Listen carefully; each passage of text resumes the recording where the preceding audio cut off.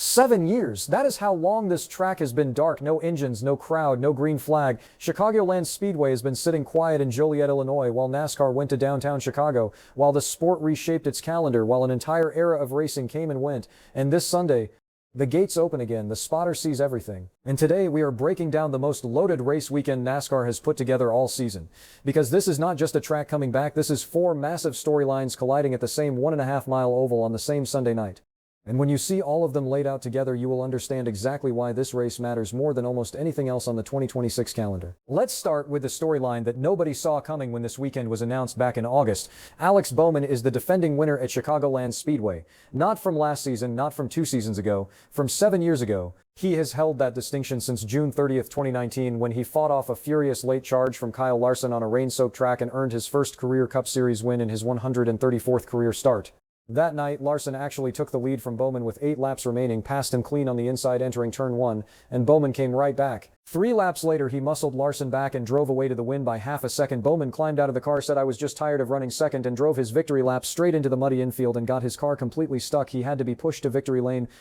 He said afterward, and I mean this directly, "I'm the dumb guy that won the race and got stuck in the mud." That was the last time NASCAR raced at this track, and this Sunday Bowman is back. Now here is where the story gets complicated, because Bowman is not arriving at his defending track as a championship contender. He is arriving as a driver whose future in NASCAR just became one of the biggest open questions in the sport. Yesterday in a media teleconference, Bowman said something that sent the garage into a quiet panic. He said he is blessed to be in a position where he does not have to do this forever.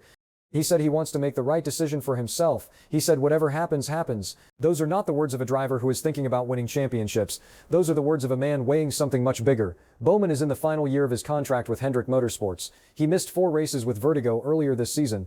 He sits 29th in the points standings. He has not won a race since the Chicago Street Course in 2024, and that win itself came after an 80-race winless drought. The names being whispered as potential replacements in the number 48 are Corey Day, the young Hendrick development driver who has already won twice in the O'Reilly Series this season, and Connor Zilisch, the trackhouse talent who would require a buyout to move. Jeff Gordon has already publicly said his primary demand from the number 48 team is for Bowman to deliver competitive data, not win the championship. Competitive data, that is a quiet demotion that says everything about where HMS sees things right now. And yet, here is the twist that makes this storyline genuinely electric. Bowman has no experience on this track in the next-gen car. Neither does almost anyone else in the field. The entire grid is walking in essentially blind because this oval has been off the schedule since 2019, 3 full years before the next-gen car arrived. The notebook advantage that separates teams on most tracks does not exist here, which means the driver who figures it out fastest on Friday in practice might just be the driver who wins on Sunday.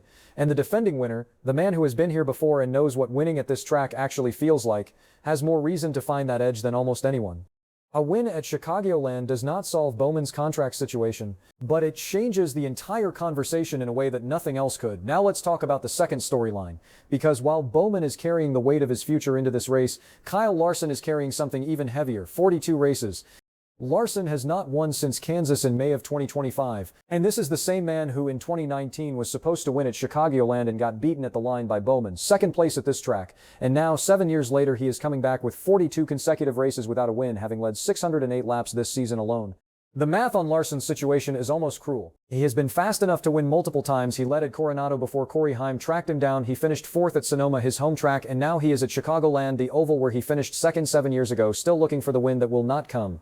Here is the detail that adds one more layer. Larson was Chevrolet's representative for the Goodyear tire test at Chicagoland earlier this spring. He has turned laps around this track in the next-gen car. He knows what the surface feels like, how bumpy it is, where the grooves form. He has already relayed that feedback to his teammates. If there is any driver in this field with a preparation advantage at a track nobody has visited in 7 years, it is the same driver who has gone 42 races without a win. The setup is almost too perfect. Now the third storyline, Tyler Reddick versus Denny Hamlin. The championship battle that just turned on its head at Sonoma. For 17 straight races, Reddick held the points lead. Then his power steering failed at Sonoma. He went 6 laps down, and Hamlin, who spun on a restart and tumbled through the field, still finished ahead of him. The lead changed hands by 1.1. And now they come to Chicagoland, the first oval of the summer stretch, with 8 races left before the chase, and the entire dynamic of this championship has shifted. Reddick built his lead on road courses. He won at Coda. He nearly won at Coronado. Sonoma was supposed to be where he extended that advantage. Instead, he lost the lead without even being in the race, and now the ovals begin. This is Hamlin's territory. He is a career intermediate oval specialist who has won at almost every mile-and-a-half track on the schedule. He has the experience, the team, and after Sonoma, the confidence that comes from taking the points lead without even having a good race.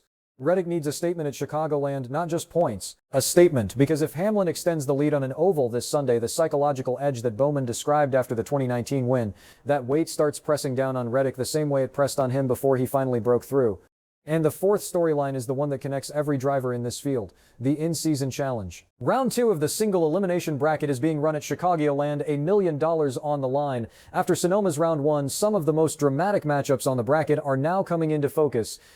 The whole field already saw what happened when Alex Bowman, the 32nd seed, knocked out Tyler Reddick, the top seed in round 1. The bracket is alive, the money is still there, and on a track where nobody has a notebook advantage, every head-to-head matchup in that bracket is genuinely unpredictable. The spotter sees everything. Here is my take. NASCAR has been building to this weekend since August of last year when the Chicagoland announcement came out, and the race lived up to every expectation before a single car has even turned a practice lap. Bowman and his future, Larson and his drought, Reddick and Hamlin, and a 1-point gap that feels like a knife's edge, and $1 million bracket with no clear favorite. All 4 of those stories land in Joliet, Illinois this Sunday night. My prediction is this: Larson breaks the streak. He has the preparation advantage, he has the motivation, he has the fastest equipment, and Chicagoland, the track where he was supposed to win 7 years ago and didn't, is where the door finally opens.